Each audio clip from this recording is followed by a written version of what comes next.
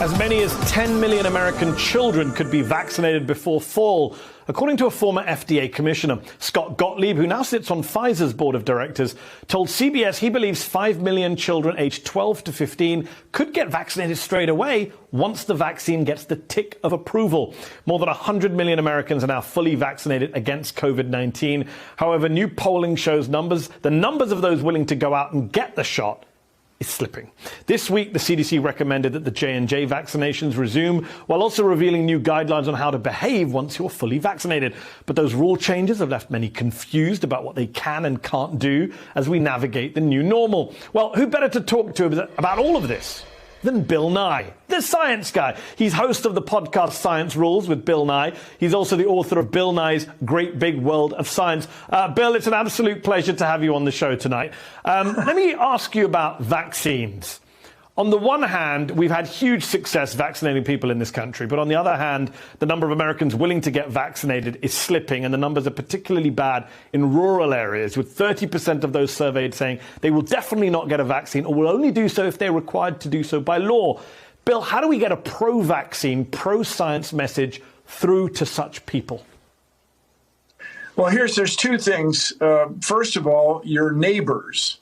When your neighbors get vaccinated, and you see them behaving, in a sense, normally, that will encourage everyone to behave normally. And everybody will want to get vaccinated so they can have picnics and hang out together and toss the ball around or what have you. And then the other thing, everybody, when it comes to all anti-science sort of things, is it takes a long time. You would think, as a rational person or somebody trying to be rational, if you explain it, well, you see, the Earth goes around the sun, and here's the evidence. And then you would expect maybe the other person to go, oh, I did not know that. The Earth goes. But it takes people often years to come around. So what I tell everybody at the family dinner with the conflict, don't expect to change the person's mind the first time, but stick with it.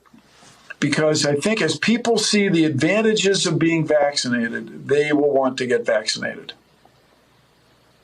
Yeah. So it's not what you know, it's who you know, in fact, in terms of the people around you, as you're saying, get the message out. Let me ask you this, Bill. How much damage do you think the anti-vax message from the likes of Fox News, especially from people like Tucker Carlson, who I know you've clashed with in the past, how much damage is that causing? How irresponsible, how deadly is it? Well, you can get furious with these guys, but you know the expression, it's not helping. But this idea that everybody has the freedom to do anything is, we all know that's not exactly right. You can't yell fire in a crowded theater if there's no fire and so on. You can't drive on both sides of the road, even so you pay taxes on both sides of the road. And the argument that I have made for many years, I'm not the first guy to make this argument, is if a person doesn't get vaccinated and he or she gets infected, it's going to mutate in that person. Now, I have noticed that people don't like to use the word mutate because that's associated with evolution, the fact of life. We'll use the word variant. Fine. It will vary in that person, and then that could infect me. And that's not fair, right? That's the first. Yeah. Everybody on the other side is saying, well, it's not fair to make me wear a mask. It's not fair to make me get vaccinated. Well, it's not fair to everybody else if you become an incubator for a variant. Doggone it. Yes. Very good point. The kind of limits on the whole freedom argument. Let me ask you this, sticking with the issue of safety, the overarching issue.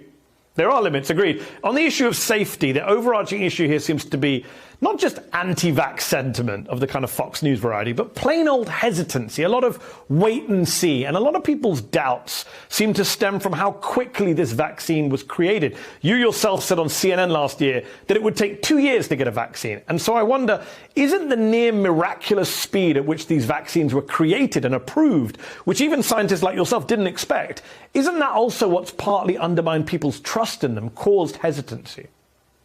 Yeah, so an interesting thing that I really was hardly aware of when I made that assertion, the 2 years, being aggressive, very aggressive. Well, this messenger RNA vaccine, first of all, money has been thrown at the problem for over 20 years. And if you're out there watching and you're of a certain age, 9/11 was an issue, big trouble. Right after that was this doggone anthrax scare where a mean-spirited person sent anthrax spores that had been, the expression was weaponized, somehow encapsulated. They could tolerate being in a paper envelope.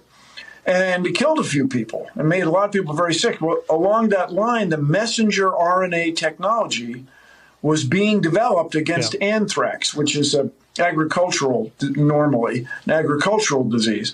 So this research has been going on for decades, and it just got revved up. And say what you will, but Operation Warp Speed it got her done. But then you have to get it distributed. Having it exist is really important, but then getting it in everybody's arms is the next thing. Yes. Everybody's arms, not just American arms. Let me ask you this before we run out of time. In India right now, massive COVID crisis. They're short of vaccines in a country that was a massive producer of vaccines. The Biden administration is under pressure to lift the patents on these vaccines. Jake Sullivan, the National Security Advisor, said this morning they're thinking about it. Would you urge the Biden administration to waive intellectual property rights on the COVID vaccines for the good of the world? Well, the word waive, I would find a way to protect them. You know, this country, the reason people still want to come to this country is our laws are very sophisticated. People have been messing around with laws for 200 and some years. So there's got to be a way to do this. And everybody appreciate, just like climate change, we all are in this together. Everybody on Earth is in this together. So when people on another continent get infected and it mutates or varies, becomes a variant, it could reinfect all of us. So it's in everybody's best interest to vaccinate people all over the world. And if we or the U.S. or the developed world has to pay for it, that's well worth it. As I tell everybody, I went to elementary school with a guy who had polio. I have never gotten polio because I got vaccinated. You do not want polio. So I mentioned that as a classic example of we got to do what it takes.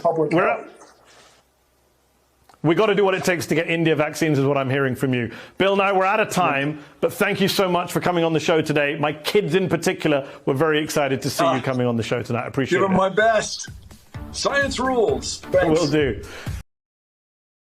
Hey, thanks for watching our YouTube channel. You should know that you can follow today's top stories and breaking news and catch up on your favorite MSNBC shows all in one place. Download the NBC News app today.